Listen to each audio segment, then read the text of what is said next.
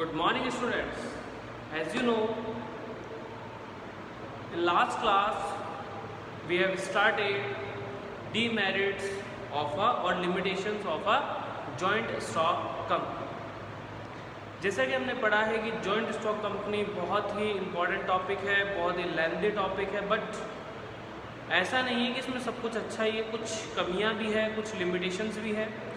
Like we have discussed in the last classes, like complexity in formation, reason there are so many rules and regulations. The procedure is very long. Lack of secrecy, that means we have to submit our accounts to the ROC and we have to publish our accounts through or web on also website. Impersonal work environment and numerous regulations. Is it clear? So in the today's class we are continuing the demerits.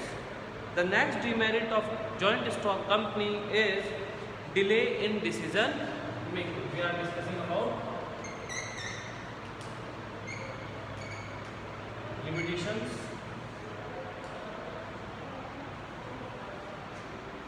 The fifth limitation is delay in decision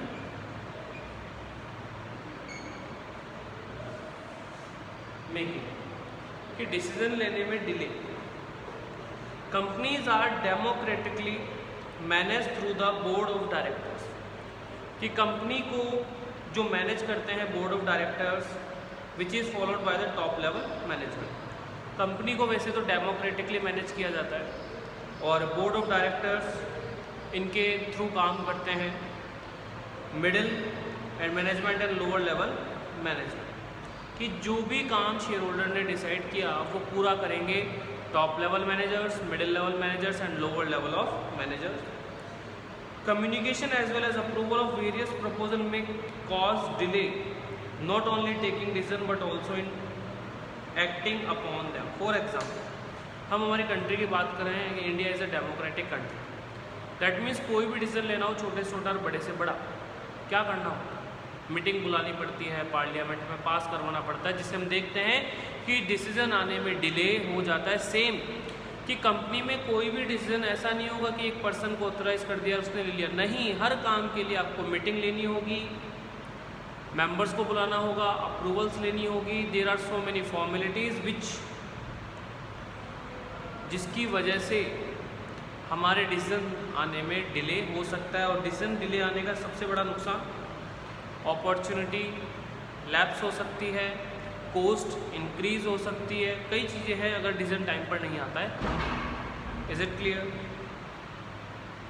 the next is ओलार्किक management.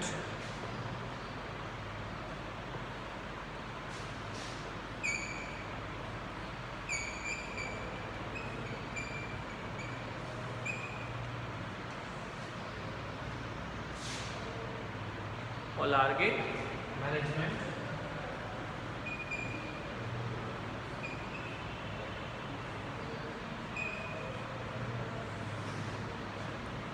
देखो, ओलार्किक management का मतलब है कि हम कह रहे हैं कि democratic management, we are saying that in a company there is democratic management. क्यों? क्योंकि जो शेयर होल्डर्स हैं वही करते हैं. ठीक है. फॉर एग्जाम्पल, शेयर होल्डर्स से कोई भी मीटिंग होगी जहां मेजॉरिटी होगी, उसके बेस पर डिसीजन ले लिया जाए, हमें पता है. लेकिन एक बार सोचकर देखो कि वो पर्सन जो कि 49% में है, जिन्होंने एग्री नहीं किया, उन्हें भी मजबूरन उस बात को मानना पड़ेगा. हाँ या भाई, हम ये चाहते हैं कि जो डिसीजन हो वो सबकी अप्रूवल्स हो, लेकिन ये तो पॉसिबल है ही नहीं. दूसरा कि हम चाहते हैं कि शेयर होल्डर्स वोट करें और डिसीजन लें, लेकिन हमें पता है कि कंज्यूमर स्कैटर्ड होते हैं, वो शेयर होल्डर्स स्कैटर्ड होते हैं, फैले हुए होते हैं, वो मीटिंग्स में पार्टिसिपेट नहीं करते हैं. बहुत कम ऐसे होते हैं जो पार्टिसिपेट करते हैं. इसका मतलब देखा जाए तो केवल कुछ लोग पूरी ऑर्गेनाइजेशन को अपने हिसाब से चलाने का काम करते हैं. इसी को ओलार्किक मैनेजमेंट हमने कहा कि केवल कुछ लोग, चाहे वो बोर्ड ऑफ डायरेक्टर्स हो सकते हैं, मेजॉरिटी पर्सन्स हो सकते हैं, यही लोग ऑर्गेनाइजेशन को चलाने का काम करते हैं. तो इसीलिए इसको ओलार्किक मैनेजमेंट कहा गया है, जो कि एक लिमिटेशन है. क्यों? क्योंकि बाकी मेंबर्स की तो सुनवाई नहीं है. बाकी मेंबर्स के लिए तो कोई काम हुआ ही नहीं। In a theory a company is a democratic institution where board of directors are representative of the shareholders who are the owners। की एक सीधी सी बात कही गई है एक थ्योरी में कि कंपनी जो है वो डेमोक्रेटिक इंस्टीट्यूशन है जहाँ बोर्ड ऑफ डायरेक्टर्स होंगे वो शेयर होल्डर्स के रिप्रेजेंटेटिव्स होंगे, और जो शेयर होल्डर्स है वो कौन है? ओनर्स।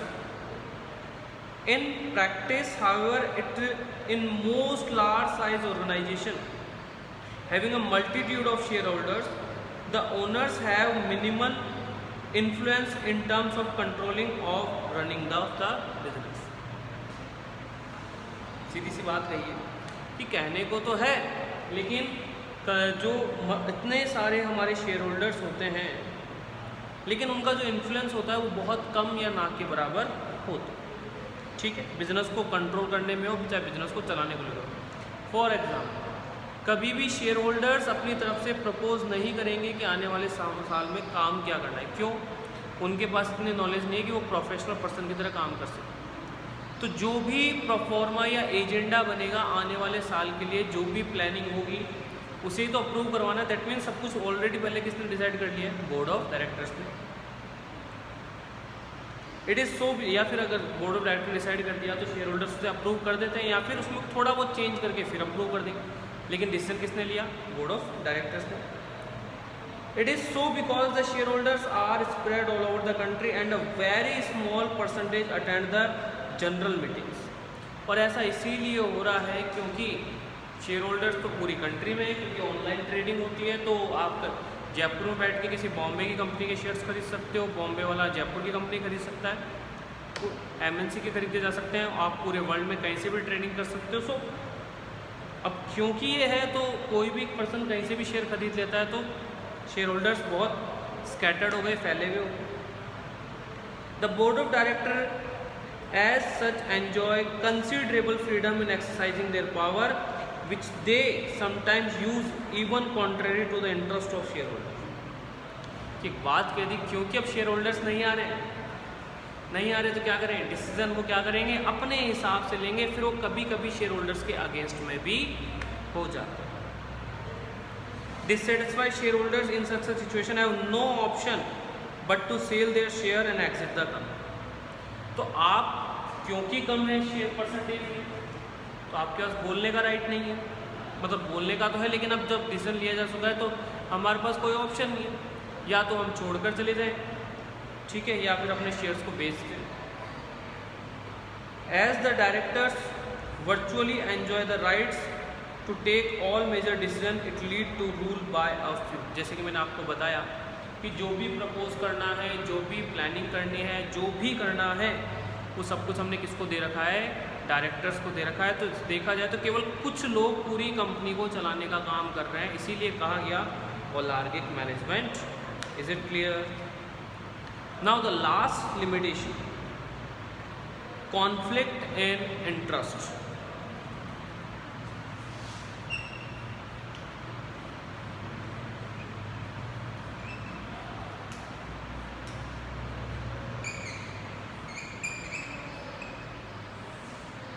कि हमारे जो इंटरेस्ट है उसमें भी कॉन्फ्लिक्ट हो जाता है। देयर में भी conflict of interest amongst various stake holders of a company. ध्यान से समझेंगे इस पॉइंट को हम, कि कंपनी में सपोज कंपनी में कंपनी जिसको इफेक्ट करती है या जिसका कंपनी से इंटरेस्ट है, ध्यान से समझेंगे हम इस चीज को। दो पर्सन होते हैं, शेयर होल्डर्स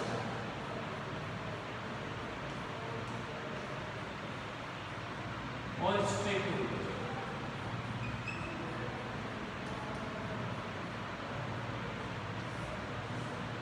ऐसे पर्सन जिन्होंने कैपिटल लगाई है छोटे छोटे पार्ट्स में, शेयर होल्डर कहलाते हैं। और ऐसे जिनका किसी भी तरह का इंटरेस्ट कंपनी के साथ जुड़ा हुआ है। स्टेक का मतलब किसी भी तरह का इंटरेस्ट, फाइनेंशियल है, प्रोडक्ट से रिलेटेड कंज्यूमर्स का हो गया, गवर्नमेंट टैक्स चार्ज करती है तो गवर्नमेंट का भी इंटरेस्ट हो गया, सप्लायर रॉ मटेरियल सप्लाई कर रहा है तो उसका भी हो गया। तो हर वो पर्सन या ग्रुप या कोई कंपनी जिसका इंटरेस्ट कंपनी के साथ जुड़ा हुआ है, इसमें शेयर होल्डर्स भी आ जाते हैं, कंज्यूमर्स भी आ जाते हैं, सप्लायर्स भी आ जाते हैं, सब गवर्नमेंट्स भी आ जाती है, कि किसी भी तरह से इसका इंटरेस्ट कंपनी के साथ जुड़ा हुआ है उसे हम कहते हैं stake holders. Is it clear? अब ये कहना चाह रहा है कि कभी कभी हमारे स्टेक होल्डर्स के जो कॉन्फ्लिक्ट होते हैं उसमें डिफरेंस आता है। कैसे? फॉर एग्जाम्पल कि शेयर होल्डर्स जिन्होंने कैपिटल लगाई है वो ज़्यादा डिविडेंड की डिमांड करेंगे, ज़्यादा प्रॉफिट एक्सपेक्ट करेंगे, ठीक है, और ज़्यादा प्रॉफिट की डिमांड करेंगे। वहीं कस्टमर ये एक्सपेक्ट करेगा कि उसके लिए प्राइस कम हो, ठीक है, एम्प्लॉय ये चाहेगा कि उसे ज़्यादा सैलरी मिले। लेकिन देखा जाए तो अगर एम्प्लॉय को हम ज़्यादा सैलरी देते हैं तो हमारी कॉस्ट बढ़ेगी, हमारा प्रॉफिट कम हो जाएगा, तो हम प्रॉफिट कम हो जाएगा तो शेयर होल्डर्स को भी कम पे कर पाएंगे। तो देखा जाए तो अगर एक का बेनिफिट देखा है एम्प्लॉय का तो शेयर होल्डर्स के इंटरेस्ट को कमी, मतलब कॉन्फ्लिक्ट हो गए, दोनों एक दूसरे के अगेंस्ट में हो गए। Is it clear? The employees for example may be interested in higher salaries, कि जो एम्प्लॉयज़ हैं वो हायर सैलरीज में इंटरेस्टेड हो सकते हैं। Consumer desire higher quality products at lower prices, कि कंज्यूमर की इच्छा होती है कि भैया मुझे कम प्राइस पर क्वालिटी गुड्स मिल जाए। और शेयर होल्डर हाई रिटर्न्स चाहते हैं डिविडेंड की फॉर्म में। डिविडेंड मीन्स कि कंपनी को जो टोटल प्रॉफिट हुआ उसमें से कंपनी जो शेयर होल्डर को देगी, फॉर एग्जांपल 100 रुपीज़ का प्रॉफिट हुआ और उसमें से 40 रुपीज़ पब्लिक को डिस्ट्रीब्यूट किए जा रहे हैं, तो जो 40 रुपीज़ है उसे हम डिविडेंड कहेंगे। That means part of profit which is distributed among the share holder is called dividend. So share holders expects higher dividends, increase the intrinsic value of share, की उनकी शेयर की वैल्यू जो है 10 से बढ़कर 12, 15, 20 तक जाए। These demand causes a problem in managing the company. It often become difficult to satisfy such diverse interest. और ऐसी डाइवर्स सिचुएशन में हर एक को सेटिस्फाई करें ये पॉसिबल नहीं है। जैसे कि मैंने कहा कि देखो इन्होंने कहा शेयर होल्डर भी है, कंज्यूमर भी है हमारे साथ, ठीक है, और एम्प्लॉयज़ भी हैं। हर एक पार्टी जिसका इंटरेस्ट कंपनी के साथ है, स्टेक है कंपनी में, हिस्सा है, इंटरेस्ट जुड़ा हुआ है, उसी को हम स्टेक होल्डर कहेंगे। रिमेंबर याद रखना इस चीज़ को। Is it clear students? Is it clear? Limitations ख़त्म हो चुकी है हमारी। Now the main topic is types of companies, ठीक है। देखो ध्यान से समझने की कोशिश करेंगे। एक्चुअल में क्या है कि जो एनसीईआरटी की हमारी ये बुक है ये अपडेटेड है। मैं ऐसा इसलिए कह रहा हूँ क्योंकि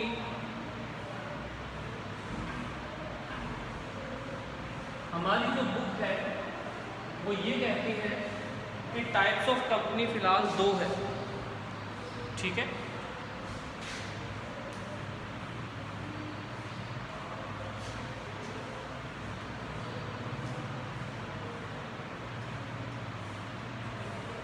टाइप्स ऑफ कंपनी,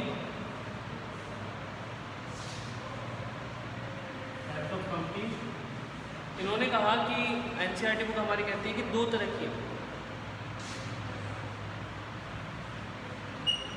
प्राइवेट और पब्लिक।